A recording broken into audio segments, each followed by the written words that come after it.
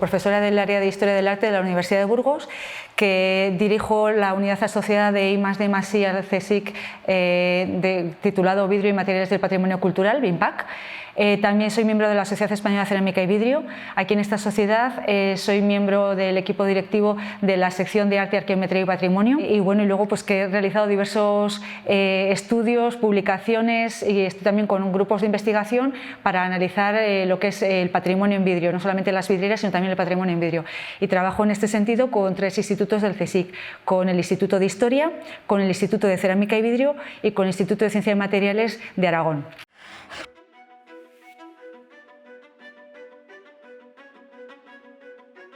El corpus vidriero que atesora, conserva y exhibe la Catedral de Burgos ejemplifica perfectamente lo que ha sido la tradición histórica de la vidriera emplomada tanto en Europa como en la península ibérica.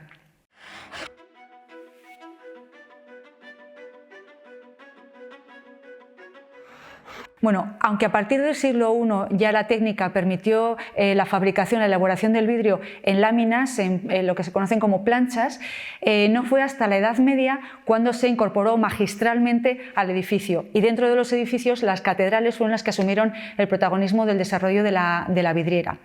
Se puede decir que en cuanto a la técnica, poco ha variado, de forma que prácticamente desde la Edad Media hasta nuestros días los procedimientos que se han seguido han sido prácticamente los mismos.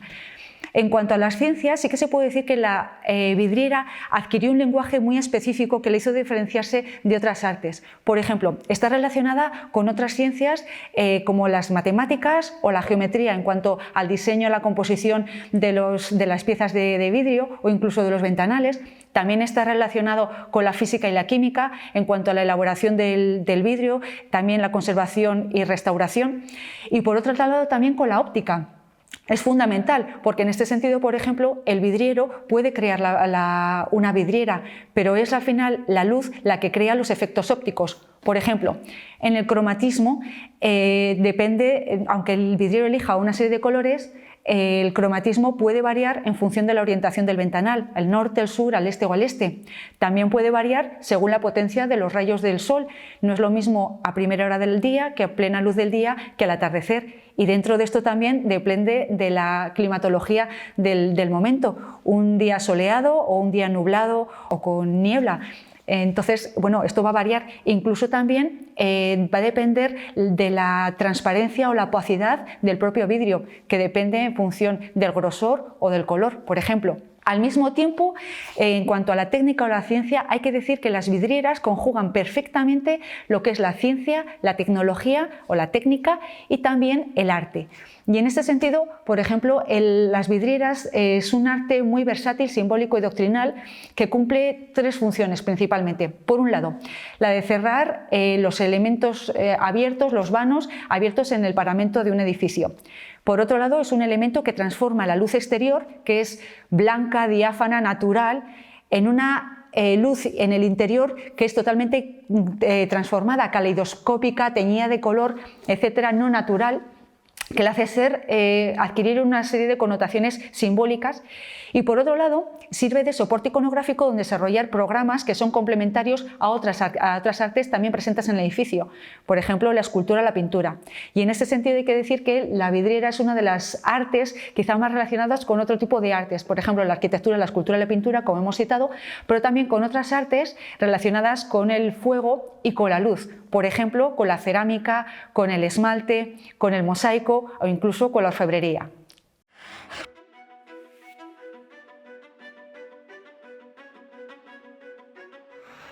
El vidrio es un material inorgánico, frágil, duro, transparente y amorfo.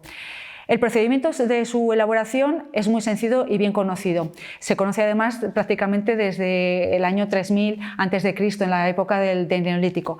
El vidrio se compone principalmente de arena de sílice, carbonato sódico y caliza, en una proporción aproximada del 73, 14 y 11%. Es un material que se convierte en líquido a una temperatura aproximada de entre 1200 y 1500 grados. Y su calidad fundamentalmente depende del color y de la perdurabilidad. Y esto era un elemento muy importante que incluso se exigía a la hora de adquirir el material o incluso al encargar una obra, que tuviera esta cualidad.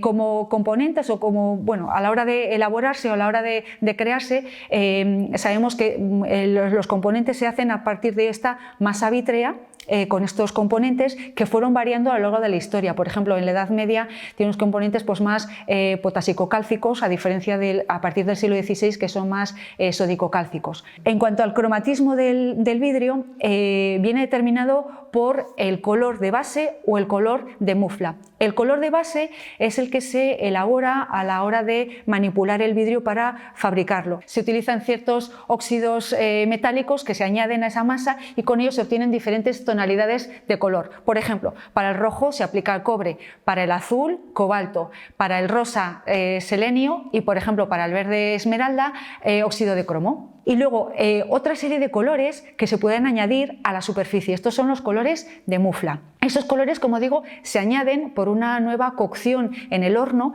y se añaden siempre a la superficie y pueden ser de diferentes tipos. Por un lado está la grisalla, que es un óxido de hierro o de cobre que se añade a la superficie para realizar pues, una serie de trazos con los que describir pues, los rostros, las manos, los pliegues de las vestimentas, etcétera, etcétera. Suele cocerse y fijarse bien a la superficie del vidrio, normalmente con una cocción alrededor de unos 500-600 grados en el horno.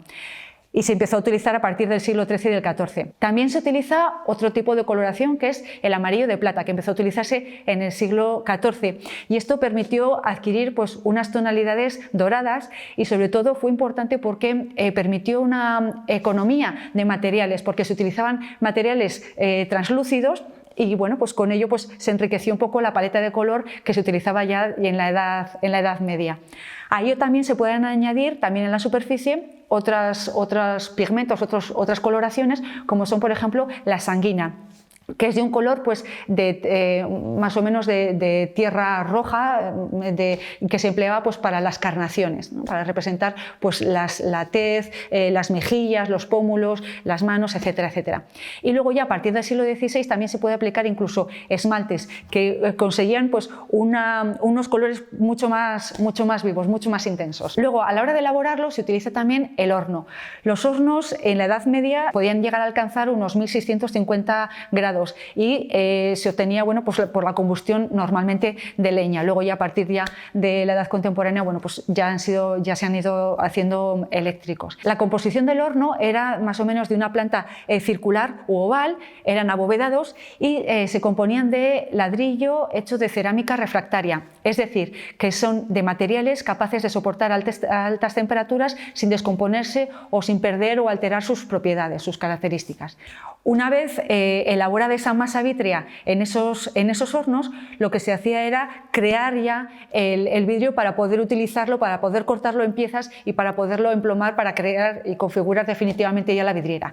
Para hacer esto, lo que se hacía era el vidrio soplado con una caña y se obtenía en láminas o en planchas de dos formas diferentes, lo que se conocen como las planchas o manchones o también las cibas o discos. El vidrio soplado se soplaba con una caña y con ello, cuando todavía está en un proceso de maleabilidad del vidrio, cuando todavía está en un estadio semilíquido, se puede manipular. Entonces se depositaba sobre una mesa, una mesa especial, y con ello se creaban unas láminas que eran luego las que se podían utilizar para cortar. Siempre el vidrio soplado va a crear un vidrio extendido, claro, un vidrio ya de cierta irregularidad en cuanto al grosor y en cuanto a los pigmentos, no es un vidrio homogéneo y precisamente esas características eran las que hábilmente sabía utilizar el vidriero para obtener ciertos cromatismos, ciertas irregularidades e incluso aprovechar las burbujas que quedaban capturadas en el interior de esa masa vítrea.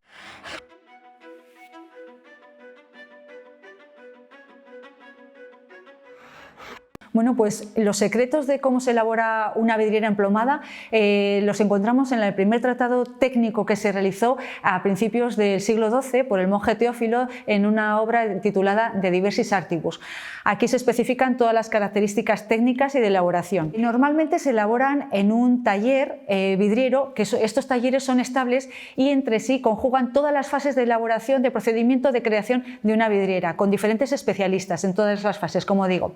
Estos talleres son estables, se creaban en un lugar y los vidrieros eran los que se desplazaban para tomar medidas del ventanal, de los lugares, en fin, de recrear un poco cómo iba a ser el escenario donde luego asentar estos conjuntos que ellos crearan. En los talleres existía una documentación y al mismo tiempo un repertorio riquísimo de fuentes y de modelos con los que poder hacer dos funciones. Por un lado, inspirarse y por otro lado, formarse. Y al mismo tiempo estos modelos pues, solían ser muy manejables, es decir, solían ser de pergamino, de papel o de tela. A partir de ellos se creaba un boceto sobre el diseño que se quería elaborar, que era lo que se terminaba estudiando con el promotor para diseñar el tema, las formas, la composición, etcétera, etcétera. Y tenía además dos funciones. Por un lado, previsualizar cuál iba a ser el diseño definitivo de la vidriera una vez compuesta y por otro lado, una vez ya creada esa vidriera, comprobar efectivamente que se había ajustado a los términos en los que se había establecido ese primer contrato. Una vez diseñado ya cómo se quería hacer esta vidriera, se empezaba a desarrollar en las diferentes fases. Todo, como digo, en estos talleres estables. Por un lado, se creaba un boceto a escala reducida, normalmente una proporción de 1:10, y en ese boceto se especificaban pormenorizadamente todos los detalles que va a tener esa vidriera, es decir, los temas, las dimensiones, los colores, el corte de los vidrios, y esto además señalado pues con una serie de colores, de pigmentos, bien hechos en acuarela o con otra serie de materiales, pero bueno, para tener un poquitito la idea general de cómo iba a ser el diseño y la configuración de esa vidriera, además de otra información complementaria como por ejemplo la altura de los ventanales, la dimensión de los ventanales, etcétera, etcétera, para tener un poco la idea de cómo se iba a ver desde el suelo el espectador, cómo iba a percibir esa vidriera. Por otro lado, una vez ya confirmada este boceto, se llevaba a escala real de 1:1 a lo que sería ya un cartón. En ese cartón se especificaba el corte del vidrio, los colores se diseñaban o se especificaban por medio de una serie de códigos, de números, letras, símbolos, etcétera, y con ello servía para establecer pues el corte del vidrio, que sería ya la siguiente fase. Entonces el cortador, utilizando este cartón, esta plantilla, cortaba el vidrio con los diferentes colores que se habían diseñado. A continuación, la siguiente fase era la de pintar. Aquí el maestro pintor, el vidriero pintor, se encargaba de realizar pues, los trazos, como hemos dicho antes, con grisalla, por ejemplo, de los rostros, las manos, los pliegues de la ropa, etcétera, etcétera. También las veladuras para hacer las modulaciones, etcétera, etcétera. Y las carnaciones, por ejemplo, con la sanguina. A continuación, esta pintura, estas coloraciones, estos pigmentos añadidos a la superficie de las piezas se volvían a introducir en el horno para que se fijaran a la superficie del vidrio. Posteriormente, pues ya venía la fase del emplomado. El emplomado se realizaba con el plomo en una forma, tenía una forma de H, donde unas alas cogían esa pieza de vidrio y ya la sujetaban. Para garantizar más la impermeabilidad y la sujeción, la firmeza de esa estructura ya en forma de panel, lo que hacían era añadir una especie de masillas y con ello ya hacer la vidriera pues mucho más consistente. Y ya el último paso era el asentamiento en el lugar, con una moldura normalmente de hierro y con una serie de barras de sujeción y unas varillas de refuerzo. Ahí el último paso, el definitivo y además el que pues daba lugar al momento quizá pues más especial, más importante de toda la fabricación de la vidriera, porque ya definitivamente era ver cómo se creaba todo ese efecto que se había estado diseñando del dibujo, del cromatismo y demás, verlo realmente con los efectos de la luz.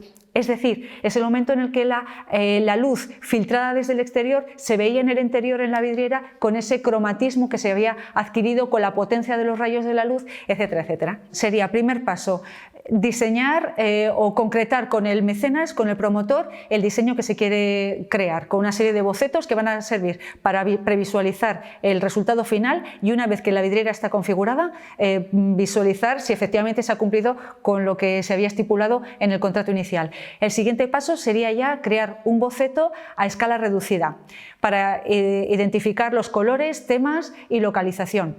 Tercer paso, crear un cartón a escala real de la vidriera. Siguiente paso, cortar el vidrio con las piezas y con los colores que se han diseñado en ese cartón. Siguiente paso, dibujar los trazos y las modulaciones que se quieran según la composición del dibujo. Siguiente paso, cocerlo en el horno para que, según con qué intensidad, bueno, se tardaba para alcanzar más o menos, para tener una idea, para alcanzar unos 600 grados, que era más o menos a la temperatura a la que suelen fijarse estos pigmentos añadidos en la superficie, se solía tardar más o menos unas 5 o 6 horas y en enfriarse 48 horas. Después de la cocción en el horno vendría ya la fase de emplomado y el asentamiento con ciertas masillas y después ya el asentamiento en el ventanal.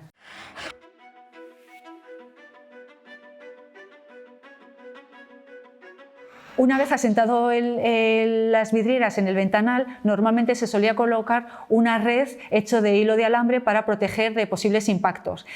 Y luego ya venía todo el proceso de mantenimiento que requería y requiere una vigilancia constante para que no se produzca ningún defecto, ninguna alteración y ninguna patología tanto en la estructura como en la composición de los materiales. Y eso era una tarea normalmente encomendada a los vidrieros porque eran los que mejor conocían este oficio.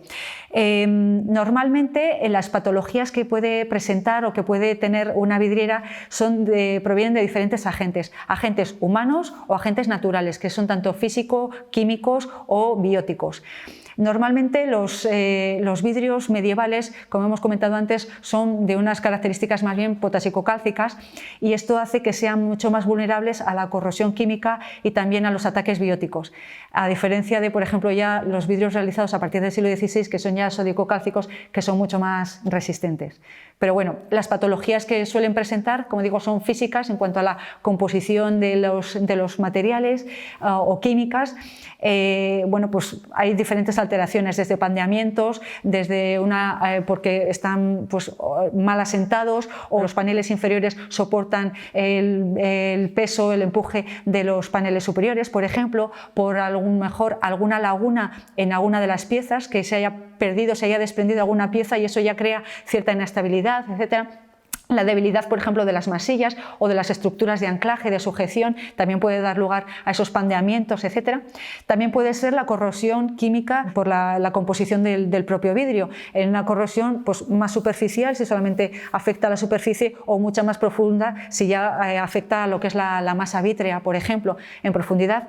Y bueno, luego otro tipo de alteraciones que vienen derivadas pues, de la composición atmosférica, de la contaminación, etcétera, etcétera, o incluso también de posibles vibraciones, etcétera, o incluso también del comportamiento del hombre, por diferentes razones, desde cambios de gustos estéticos, porque se sustituya un ventanal por otro, por ejemplo, también por desconocimiento, que no se valore la importancia de ese conjunto vidriero y hace que se sustituya, por ejemplo, por otro, o por ejemplo el desconocimiento a la hora de restaurar o de mantener el vidrio. Esto fue frecuente, por ejemplo, entre los siglos XVII y XVIII, cuando prácticamente el arte de la vidriera cayó en desuso, hizo que el mantenimiento y la conservación de estos conjuntos pues, recayera en personas ajenas al oficio y que quizá pues, por desconocimiento del oficio bueno, pues, trataron con una serie de materiales pues, inadecuados, por ejemplo, pues, la restauración de ciertas patologías o limpieza de suciedad, por ejemplo.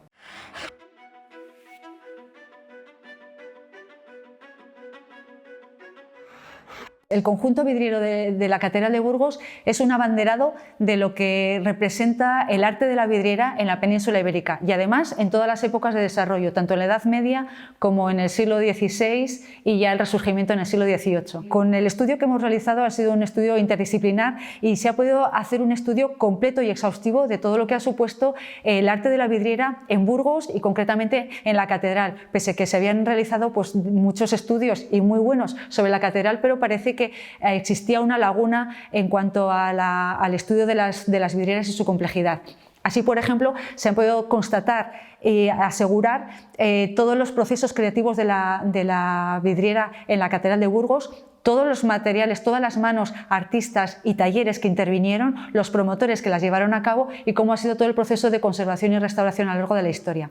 Así, por ejemplo, se puede destacar cómo en el arte, en la Edad Media, se trató de un arte de importación, tanto de materiales como de maestros, puesto que en la península ibérica previamente no existía una clara actividad vidriera previa. Por lo tanto, se puede decir que en un principio se trató, como decimos, de un arte de importación, tanto de materiales como de maestros venidos de fuera, concretamente de Francia, y lo que asentaron fue un arte plenamente conocido en cuanto a la técnica, a la forma y al estilo, que era el del gótico clásico francés.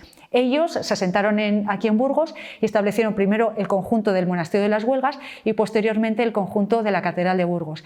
Y fueron los que fueron formando poco a poco a los artistas locales en este arte del fuego. En cuanto a la Edad Media, destacan dos conjuntos especialmente, el rosetón del Sarmental y los óculos de las puertas menores de la fachada de Santa María. Con ellos se constata perfectamente la calidad de lo que se asentó en Burgos, en la calidad del vidrio. Porque por un lado se constató pues que el estado de conservación se mantiene en una buena proporción y en muy buena calidad. Por ejemplo, el rosetón del Sarmental, de los 61 huecos que tiene, solamente se perdieron 13 y 4 quedaron parcialmente mutilados en la voladura del castillo en 1813, por ejemplo. Y el estado de conservación es excelente. Al mismo tiempo se constata cómo aquí se asentaron esos maestros vidrieros venidos de Francia y que fueron formando poco a poco a los artistas locales. Y además se ha constatado la peculiaridad de un vidrio que pues es por ahora único en el caso de Burgos. Y este vidrio es lo que pues hemos querido definir o hemos querido caracterizar, puesto que se encontró aquí en Burgos y por ahora solamente se ha encontrado en Burgos, como vidrio rojo Burgos. Esto proviene de un estudio que realizamos con motivo de la restauración del conjunto del vidriero del Monasterio de las Huelgas de Burgos. El procedimiento de restauración, de conservación-restauración, finalizó en el año 2007 y durante este proceso se obtuvo una muestra de unos vidrios, entre ellos un vidrio rojo, que se analizaron en el Instituto de Cerámica y Vidrio del CSIC en Madrid. Por la composición química se encontró que era un vidrio particular, puesto que es un vidrio multicapa, es decir, es un vidrio laminado en el que existen varias capas separadas entre sí de rojo con un vidrio base de color verde. Y esto hace, además tiene una buena proporción de potasio, con lo cual le hace pues, vulnerable, era típico de la Edad Media, especialmente en los siglos XIII y XIV, y le hace pues, mucho más vulnerable a la corrosión química y a los ataques bióticos. Entonces, este vidrio se encontró, como digo, en el conjunto de la sala capitular del Real Monasterio de las Huelgas de Burgos y posteriormente, cuando se hizo la restauración del rosetón de Sarmental, se volvió a analizar otro tipo de muestras y concretamente otra muestra de vidrio rojo y se encontró con estas mismas características. Esto no significa que sea único en el mundo por ahora, que solamente exista en Burgos. Significa que hasta el momento, y pese a que se ha presentado en diferentes congresos, reuniones científicas internacionales y diferentes publicaciones, solamente se ha encontrado en estos dos conjuntos vidrieros de Burgos, en el Monasterio de las Huelgas y en la Catedral.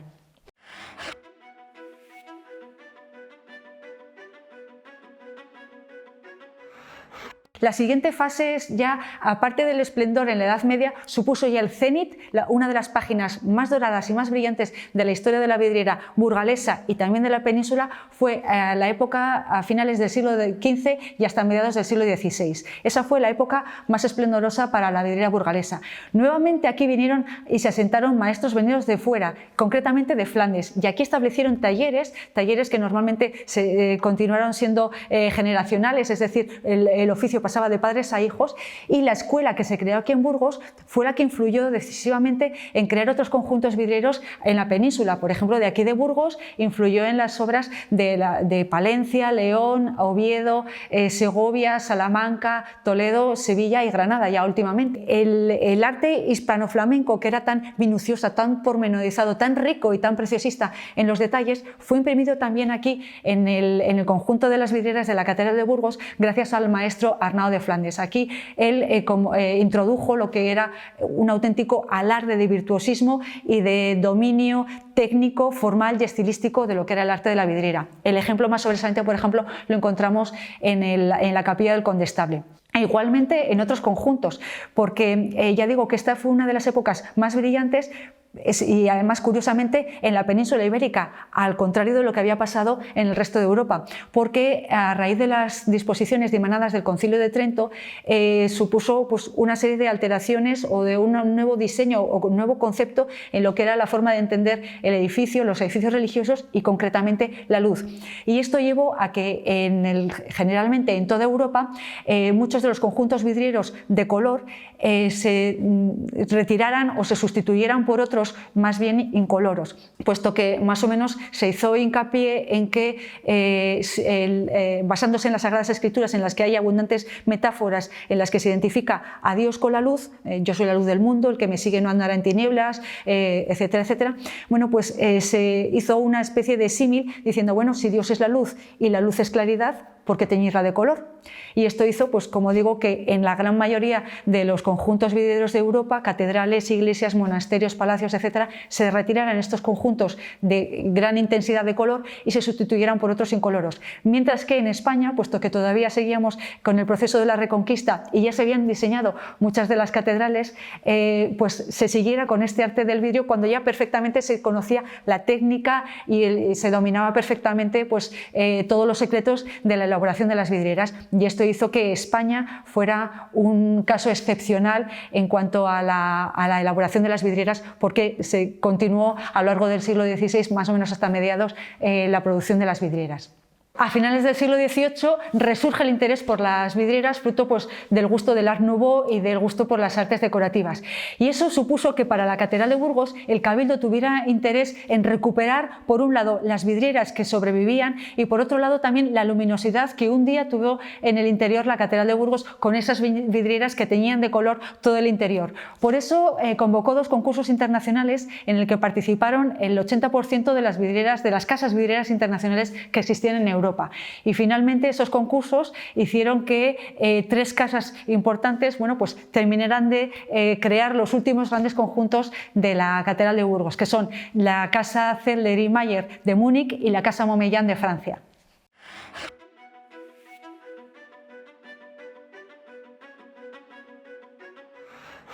El arte de la vidriera, como digo, es muy versátil, simbólico y doctrinal, y concretamente en una de esas funciones, que es la de representar temas iconográficos, complementaba otras artes. Lo que se realizaron fueron una serie de temas que ejemplificaran de forma muy visual y muy clara para el hombre medieval, concretamente, pues todo lo que suponía en las Sagradas Escrituras y la historia de la salvación.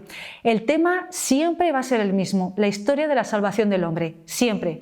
Y esa historia de la salvación del hombre se divide en 3 etapas distintas. Lo que pasa es que el Cabildo, los promotores, eran los que elegían qué escenas de cada una de esas 3 etapas eran las que iban a disponerse en los ventanales de ese conjunto catedralicio, en este caso. Para que fuera mucho más fácil la lectura y que el hombre pudiera comprender más ese desarrollo de la historia de la salvación, se creó una secuencia que comprendía bueno, pues, el propio recorrido del hombre por el interior del edificio, de forma que la historia de la salvación, como se divide en 3 partes, bueno, pues la primera etapa era desde el pecado original a la venida de Cristo, es decir, cómo se anunció que algún día vendría un Salvador para salvar al hombre de ese pecado original. Por lo tanto, lo que el hombre medieval se encontraba cuando entraba por los pies de la catedral era el desarrollo de los temas del Antiguo Testamento, de aquellas personas que habían anunciado esa historia de la salvación.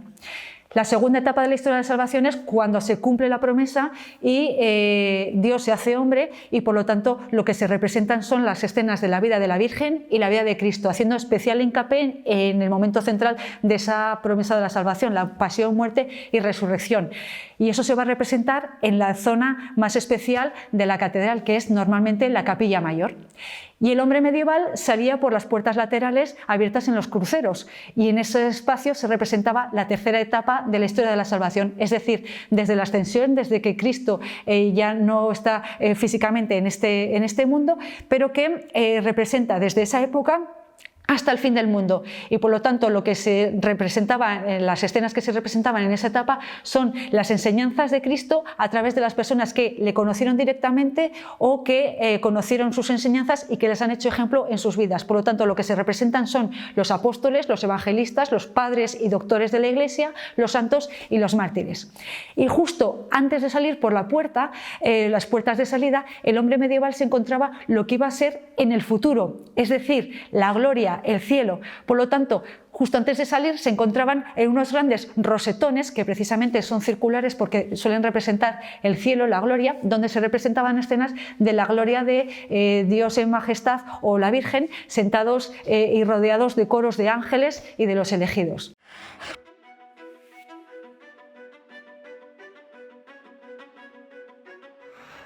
Los programas iconográficos a lo largo de toda la historia han ido cambiando, ha dependido pues, en función pues, de los gustos personales, de los intereses o preferencias personales o devocionales, o también de las disposiciones de la Iglesia, como por ejemplo en el Concilio de Trento, etcétera, etcétera.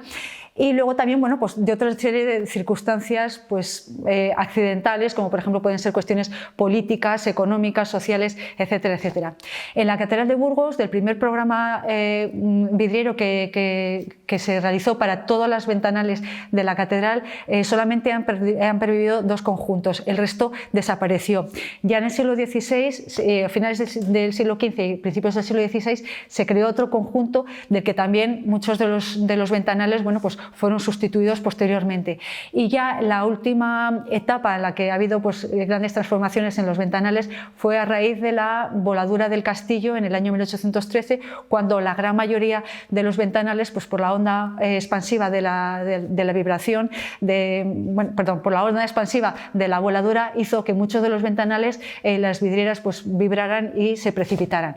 Y bueno, pues a partir de ahí fue cuando el Cabildo pues decidió pues restaurar y recomponer muchos de los ventanales, y todavía hoy pues hay algunos ventanales que todavía pues, se podrían seguir recuperando para obtener la luminosidad que tuvieron en origen, en la Edad Media, por ejemplo.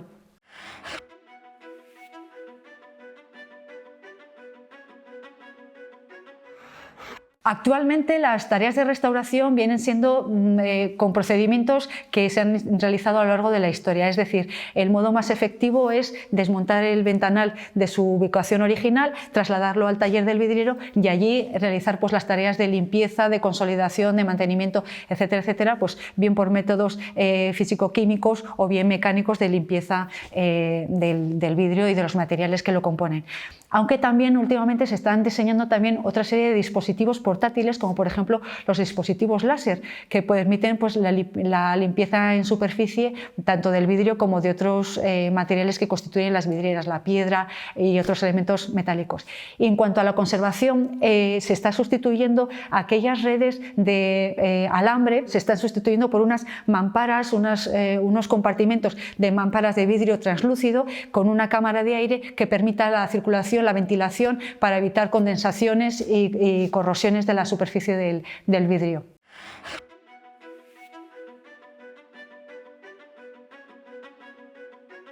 Las vidrieras de la Catedral de Burgos se han podido caracterizar físico-químicamente en los institutos del CSIC, concretamente en 3 centros: en el Instituto de Cerámica y Vidrio, en el Instituto de Ciencia y Materiales de Aragón y en el Instituto de Historia también. Mediante la caracterización de los vidrios, lo que se puede obtener es información sobre la composición físico-química de los vidrios, así como patologías que pueden tener tanto en superficie como en la composición de la masa vítrea.